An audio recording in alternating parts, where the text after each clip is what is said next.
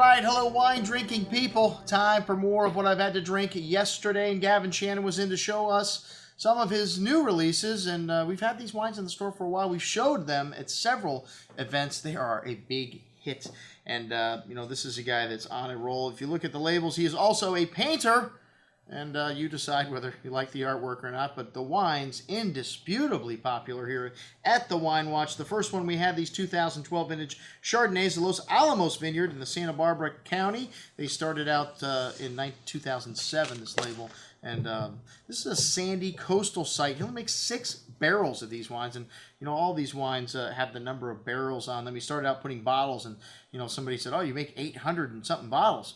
Wow, man, that's a lot of wine. It's a tiny amount of wine. And, you know, these wines really artisan, handcrafted products of a madman possessed to make the greatest Pinot Noir and Chardonnay on earth. And what do you need for that? A cold growing region, and this part of California is even colder than Burgundy.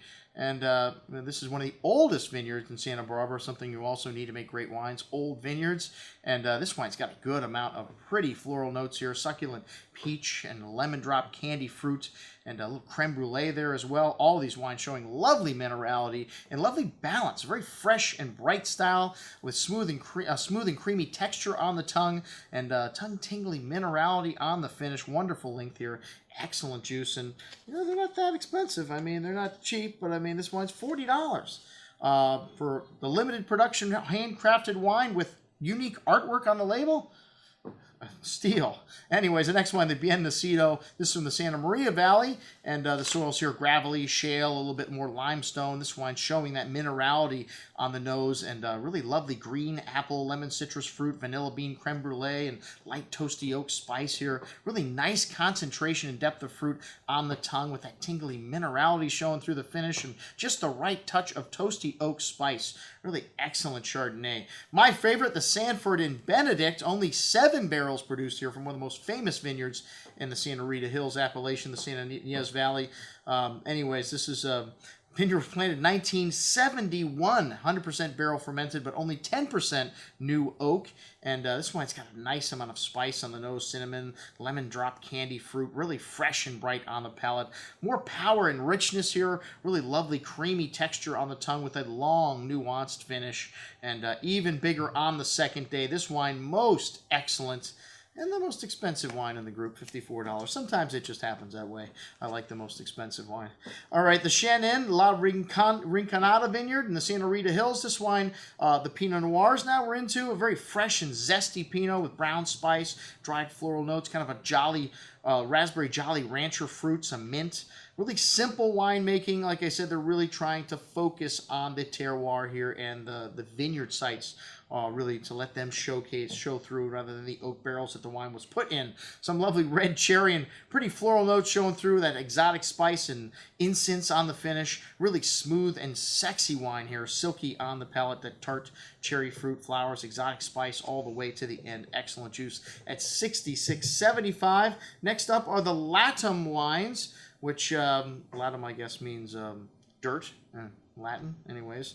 The Pinot Noirs are from Santa Maria Valley. This one from Bien Nacido, and all French oak here, around 25% new, aged for 18 months, unfined, unfiltered. Like I said, very simplistic winemaking here, done in a Lompoc warehouse.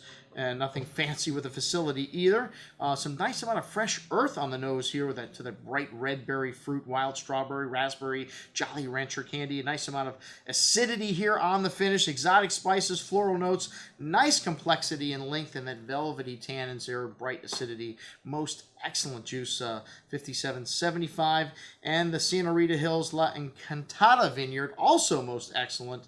And Santa Rita Winery in Chile caused these guys to be Sta Hills. They can't put Santa Rita Hills on the label. They have to be STA dot, because someone might be confused that these could be wines from Chile if they said Santa Rita Hills. Anyways, no confusion here at the Wine Watch. A bit of smoky note to the nose here. Some bacon fat, cranberry-like fruit, brown spice, light smoky notes. Really nice complexity here. Nice concentration of fruit also. Really rich and layered wine on the tongue. Silky, velvety, smooth tannins. Lovely viscosity here. That wild strawberry and raspberry coulis-like fruit, along with an array of spice and earth notes through the finish. Most excellent juice at 57.75. Also, that's what we had to drink with Gavin Chanin. I'm your host, Andrew Lamposoni, signing off for the Wine Watch, saying remember, always drink the good stuff first.